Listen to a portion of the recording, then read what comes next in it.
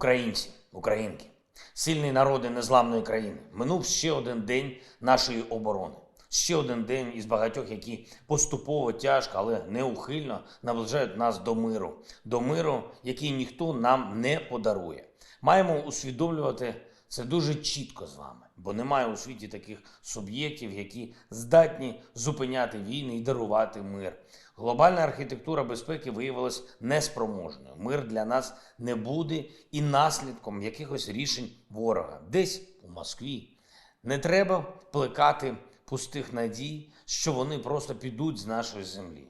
Ми можемо тільки вибороти мир, можемо отримати його в тяжких боях і паралельно перемовинах, і паралельно в щоденній енергічній праці. Тому кожен і кожна з нас мають продовжувати робити все, що можуть на всіх напрямках. Для підтримки наших Збройних сил, для збереження і розвитку економічної активності в Україні, настільки, наскільки це зараз можливо, для підтримки усіх наших громадян. Де б вони не були, ким би вони не були. І у мирний час так було, що тепле слово підтримує життєві сили, а у воєнний час це ще більш вагомо. Коли ми можемо навіть не знати, що переживає людина, яку втрату, якої допомоги вона потребує. Але можемо побачити, що людині треба допомогти, треба підтримати, треба принаймні почути її, треба сказати декілька теплих слів, треба зробити щось, що підтримує її життя. Це треба робити. Треба бути уважним до кожного і кожної, хто поруч з вами. Коли народ захищається у війні на знищення, коли стоїть питання про життя або смерть мільйонів, немає неважливих речей, немає неважливих моментів. Усе має значення. І кожен може внести свою лепту у перемогу всіх. Хтось зі зброєю в руках, хтось на роботі, а хтось теплим словом і допомогою у потрібний момент. Тож робіть, будь ласка, все, що ви можете, щоб ми разом вистояли у цій війні за нашу свободу, за нашу незалежність, за те, щоб Україна жила. Завдяки такій щирій і постійній підтримці одне одного, завдяки згуртованості та увазі до ближнього, народи можуть пройти найскладніші випробування і вигнати ворога, який у рази більше. Наші захисники і захисниці продовжують повертати контроль над громадами у Київській та Чернігівській областях. Все більше українських національних прапорів у районах, які були тимчасово окуповані. Збройні сили України не відпускають загарбників без бою, наносять вогневе ураження, знищують усіх, до кого дозволяють дотягнутися наші можливості. Посилюємо оборону на Східному напрямку та на Донбасі. Свідомі того, що ворог має резерви для посилення тиску на сході держави. В чому ціль російських військ? Вони хочуть захопити і Донбас, і південь України. В чому наша мета? Захистити нас, нашу свободу, нашу землю, наших людей. Робити все для захисту. Наш героїчний Маріуполь продовжує стримувати значну частину ворожих сил. Завдяки цьому опору, завдяки мужності та стійкості інших наших міст Україна отримала безцінний час.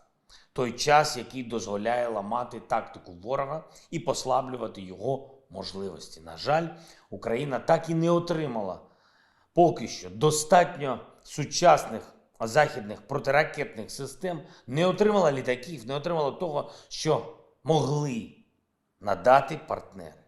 Могли і ще можуть. Кожна російська ракета, яка ударила по нашим містах, і кожна бомба, яку скинули на наших людей, на наших дітей, лише додають чорної фарби до того, як в історії будуть описані всі, від кого залежало це рішення. Рішення, чи допомагати Україні із сучасною зброєю.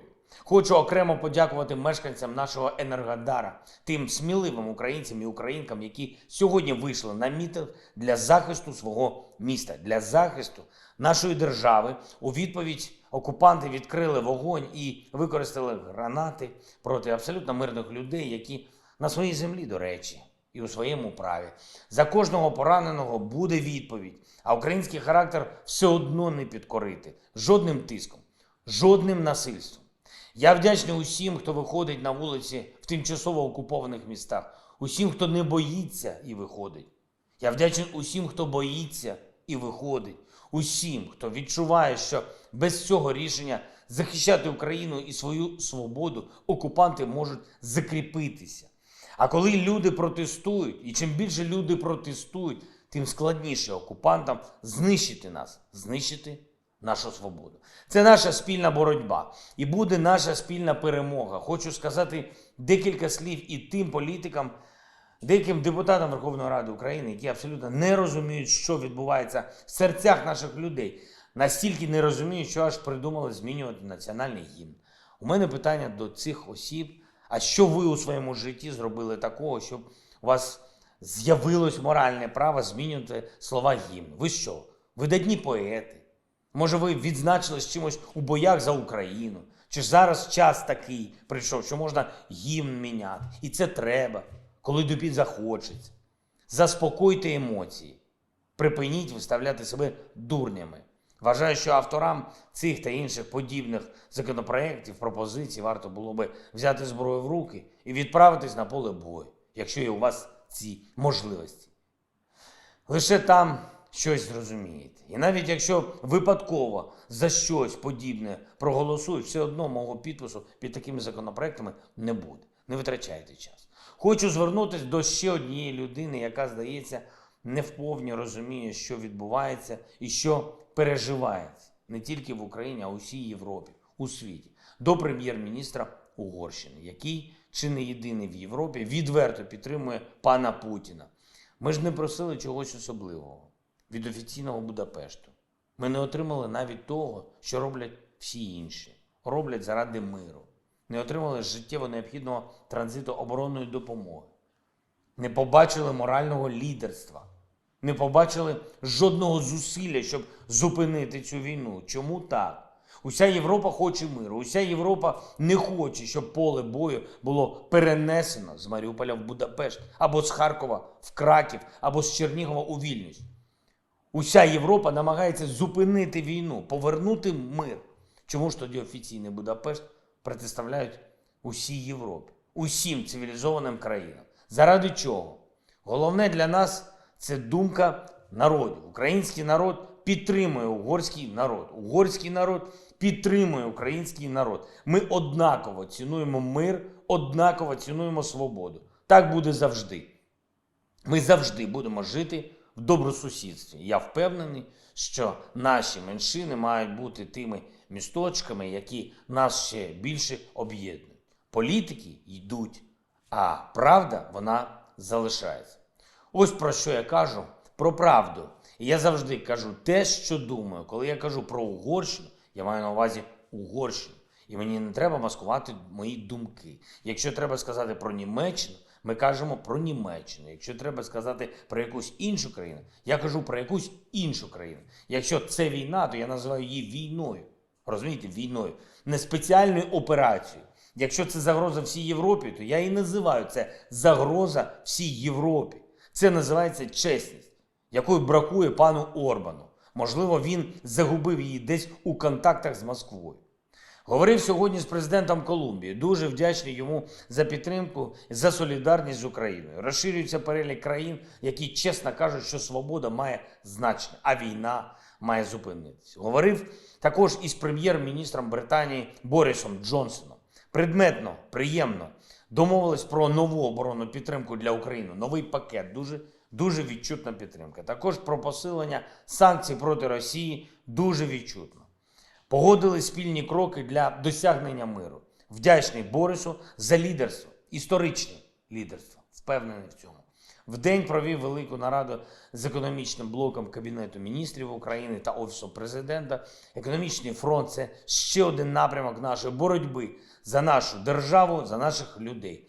Дуже детально обговорили ситуацію з посівною, із забезпеченням українців продуктами харчування, із забезпеченням паливом, ситуацію в енергетиці, ситуацію з основними галузями держави. Міністр фінансів доповів стан виконання державного бюджету, деталі перемовин з партнерами про фінансову підтримку для України. У воєнний час економічні відносини мають залишатись керованими на 100%. Як би складно нам всім не було. Бо це про перспективу життя для більш ніж 40 мільйонів українців, про те, яким буде наше завтра. Учасники наради отримали чіткі завдання.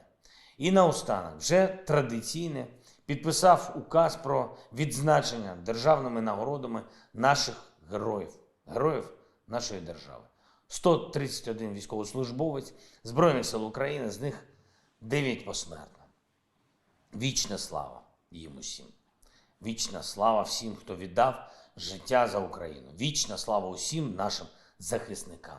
Вічна слава усім нашим захисницям. Слава Україні!